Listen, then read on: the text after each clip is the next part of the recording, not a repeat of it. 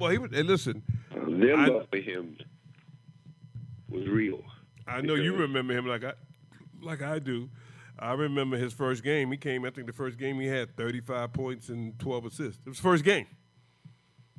You know, he like I'll say a couple other people. Him, LeBron James, right? Kobe Bryant. I would put Kobe Bryant in sort of that category. They came in and they didn't disappoint. Took Kobe a little while to get going, but I remember in his second season he wasn't even starting. Yes, the second season. He wasn't even starting. The first season. Hey, Greg, he wasn't even starting in the second season, and he made the All-Star team. I don't know if anybody people remember that. But in his second season, that get brushed aside. In the second season, he made the All-Star team, and he wasn't even starting. I think what you and I discussed, which I marvel at, is the consistency of greatness. I mean, there are people. There are 5-year flashes, 4-year flashes. You do it for 20 years. Give me a break. And in our discussion, the only one I will live with no fear in terms of longevity like that is Kareem. Well, Kareem, let me just say something. Don't be playing for 20 years in the NBA and then go out and get an Oscar. And then have some little dopey white guy get on TV and start going, well, you know he was arrested in 2009. Got a fucking Oscar, you fuckface. That would be his middle name. That would be his middle name. After 20 years of playing, he went and got an Oscar, and I listened to that thing, you know, about basketball, and I see how he got an Oscar because when you hear it, because we were both basketball players for real, for real, not like the, you know, somebody said what kind of basketball player. These people, what kind of player would you always go? The good kind. That's what I always say. When somebody has to go, oh, I heard you was a good basketball player. What kind of player would you? Some would say very good. I would just say the good. I think the good kind. You're right about that. It's just that there's an obsession with finding fault. Well, he was this, he was that, but he didn't get along with his family. The track, the practice court, the field. Man just died in a crash with his daughter. That trumps everything. Give me a break. This guy was talking about Jeremy Strap, who has his own show on ESPN. He didn't have to say. He could have went on his own show and said that shit. Keep grinding. Even when you don't see any results. Instead, he gets there. He gets on. Just because you don't see any the morning after and start talking all this yin yang, all this yin yang shit that has nothing to do with nothing, and start popping popping all this shit, and I love. Like I said, people should look at that. I love the stink eye effect. So, but anyway, the other thing that I wanted to ask you about was, since we have an ongoing conversation, generally speaking, is about the and I haven't been seeing any TV today because I've been here at the studio, but about the Senate and their decision to act like we're in Alabama in 1955, and the local Grand Vizier, that would be Trump. We're making an analogy. has been pulled in for some violation, and his chairman of the foreman of the grand jury and all that other stuff got up and said, "Don't worry, boys, he's not guilty," before they even have anything. And my point is that if you come from a community where a lot of people, your friends, you know how bad it is when his own membership said, "We don't think he should have said that." But the arrogance of white men. I can say what I want to say. I mean, you're right. That is. The people will see through this farce, and that's what it is. It's just.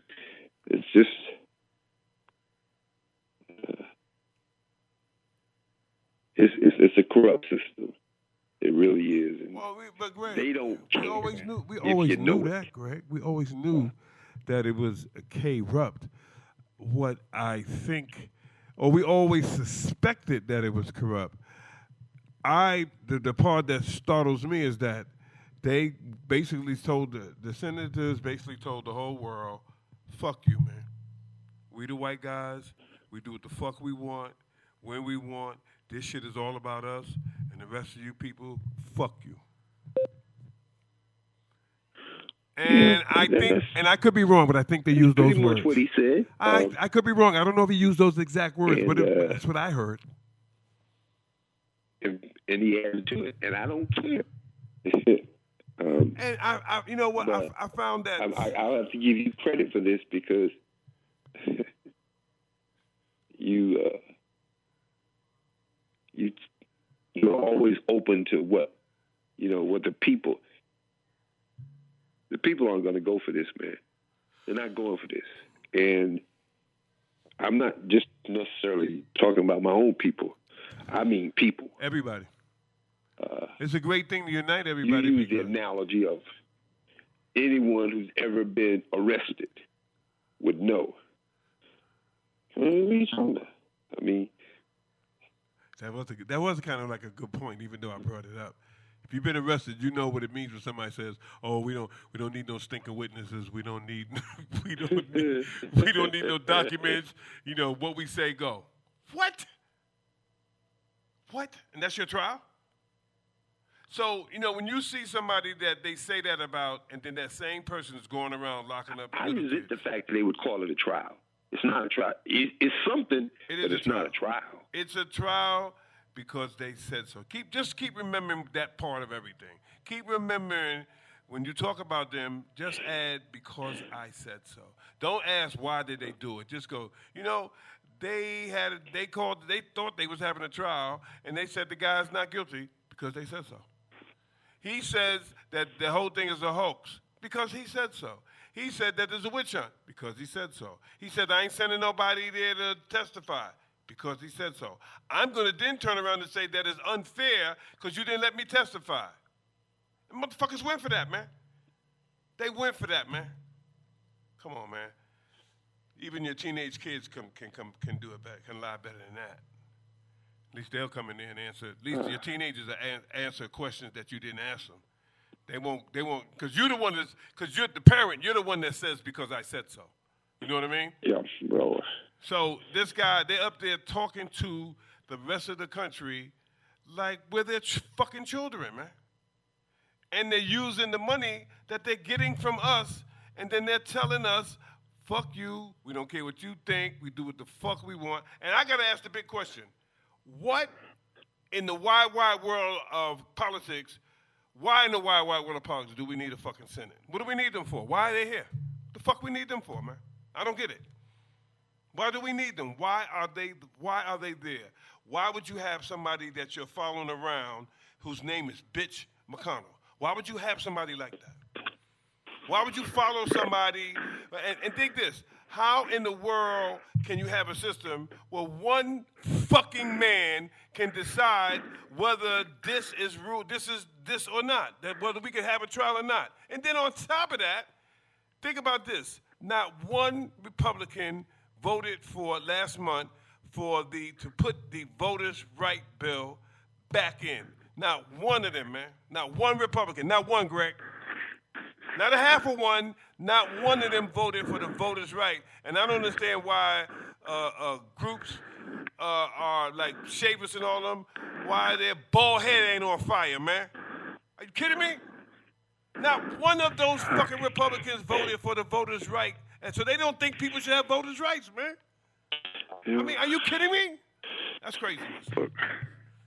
I'm not talking about what I think they're doing. I'm not talking about trying to analyze their behavior. I'm talking about what they really did. And the rationale, Doug, is a part of their strategy always is we'll cheat. I mean, let's call it what it is. You know, I'm a North Carolinian by birth, and that's a corrupt state when it comes to the Republican Party cheating. They just like, we'll just cheat. Are you saying? Wait a minute. Are you saying that the white men the dopey old white guys and the young white men that benefit from everything economic in this country, are you saying that it's rigged? You saying that? I'm saying with all the favor that is handed to them, they look in the face and say, "It's not enough. It's not enough." I mean, how, when you give us so much, you're like, we want more. It supersedes greed. There has to be a stronger word because it's geared to support them, and the rewards are given to them. So hold that thought, Greg. Hold that thought for a second. I'm just going to finish playing this little bit of Billy Osberg, and then we're going to talk about it on the other side. Another 2 minutes. Hold on.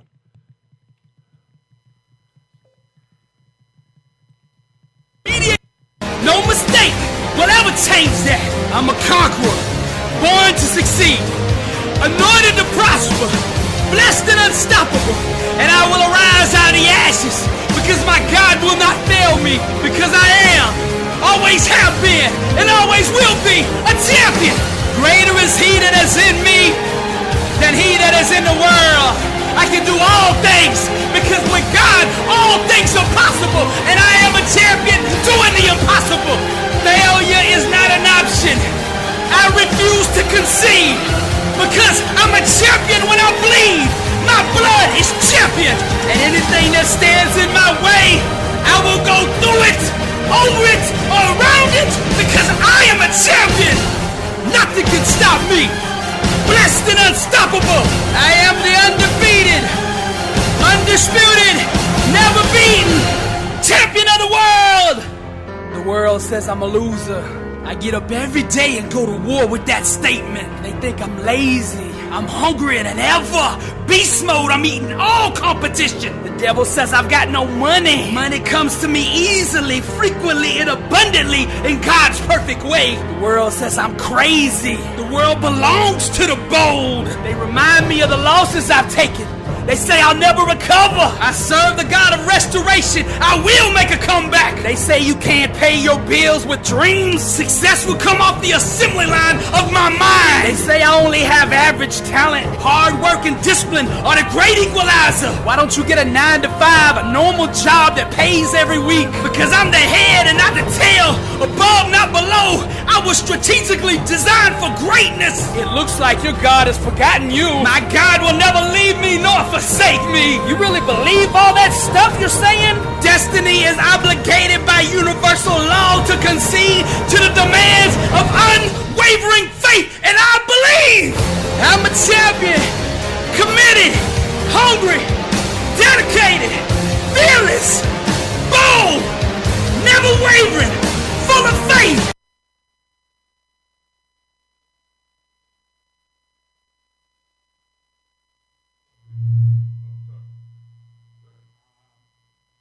I'm trying to think about, some of the good things. And when I think about Kobe and that whole thing, it's like oh my God, he was gone too soon. And that champion was that whole thing right there, it expressed him.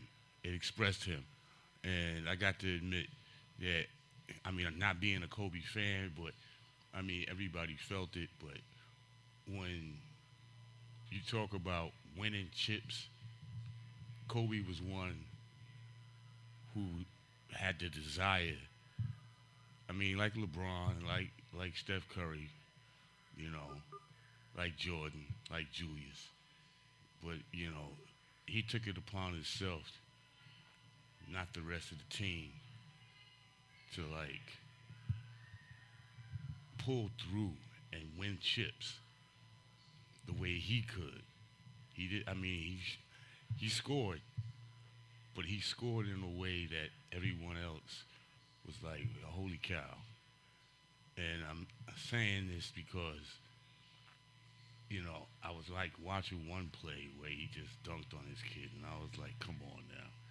That don't make no sense. And he didn't. He had to do that play. I mean, it was good. It was great. But he had to make that play, and he was always good at making plays. And the thing about it, it always had panache to it, flair, and when I watched him, I was like, all right, I don't like this guy, but this guy is good. And you can't be so blessed to not recognize that greatness is amongst you. And, when I think about Kobe and his championships, he displayed pure leadership in those huddles and on the court. And I can see how, people gravitated to him, and I admired him because, I mean. But you said you ain't like him. I didn't. Now you're saying you admire him. No, I'm saying that was. I can admire somebody, but not like them. No, I'm saying that was the thing about him. Right. That made him so different. That you could well, I don't like him, but boy, oh boy, I got a lot of respect and I admire that. Right. And I like him. Right. You don't say that about a lot of people, man. In life. I mean, you got to admit when I'm good and I'll get my points and Kobe wanted to take it a step further. I'm going to get my points and I'm going to humiliate you in the same process. See, they wanted basketball to be like a gentleman's game. We're not supposed to make the other guy look bad. He said, hell no. I'm going to make him look bad, and I want him to know I'm the one making him look bad. When someone says he never cheated himself, he walked out on the court and said, I'm going to give my all. He was relentless. Yeah. I mean. But, hey, Greg, so now. Hey, Flash. Hey, DJ Flash, I'm saying that this is my boy Greg. What's up, Greg? And Greg and I played together in college. All right. So when we talk from time to time over the years to discuss various things that we see, being that we have competed against each other and been teammates. And I like what you say, Greg, about the fact that he was relentless, and I think that's one of the things that won a lot of people over about him. Yeah. Because he's not. You can see that. You can say to yourself, I don't like the guy, but if I'm on the team with him, I know what he's gonna be doing. Right. You know what I mean? And one of the big lessons that I've learned, Greg, from our years and all that stuff in playing is that the one key thing to being a good athlete is that your teammates gotta know or have an idea what you're gonna be doing. They gotta know you. Because you know how everybody will be going. Okay, here comes Blast. He's coming to the game. We know what we got with him. Here comes Greg. He's at the game. We know what we got with him. And I think that's the real thing about that guy that made you go, wow, because you knew what you was getting from him. You knew he wasn't going to get out there and sell it short. He was going to go out there and not fuck around and be bullshitting. That kind of reminds me a lot of, how we played, Greg. There's no bullshitting around when we played. We were out there fucking around with people, acting like we was people's buddies and all that other fucking shit. We wasn't doing that, man.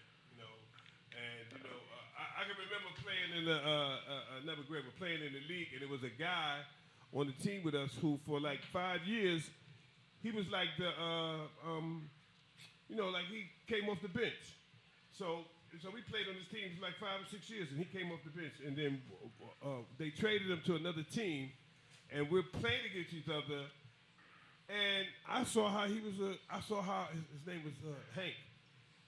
Right, his name was Hank. And I saw how aggressive he was playing, Greg.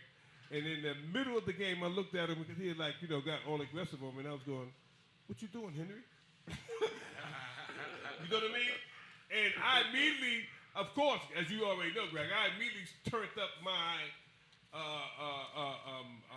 my game towards him.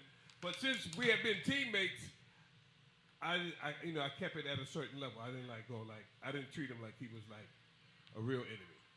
You know what I mean? I act like we was in practice, kind of thing, But I was just a little bit more aggressive towards him than I normally would be like in practice, even though we was playing in the game. Now, I don't think I would let anybody else do that. Another type of person who hadn't been a teammate. Right. He could scratch me up. I wouldn't get crazy because he's doing it. Because I know, I would get why he's doing it. You know what I'm saying? I know why he's doing it. You know what I mean? But Henry just threw me off, in the middle of the game, Greg. I said, motherfucker. He was like, he came at me, I said, nigga, what you doing, Henry? And he didn't say a word. He was looking at me like, I got to do it. I was like, okay. But I took it light. Well, I took it light, though, G. You're about to get it. Yeah. What I love about Kobe also is that he's one of a very few players that you take his basketball skills, as they say, is transferred to the other career. I mean, you don't hear others saying, he'd be great in business because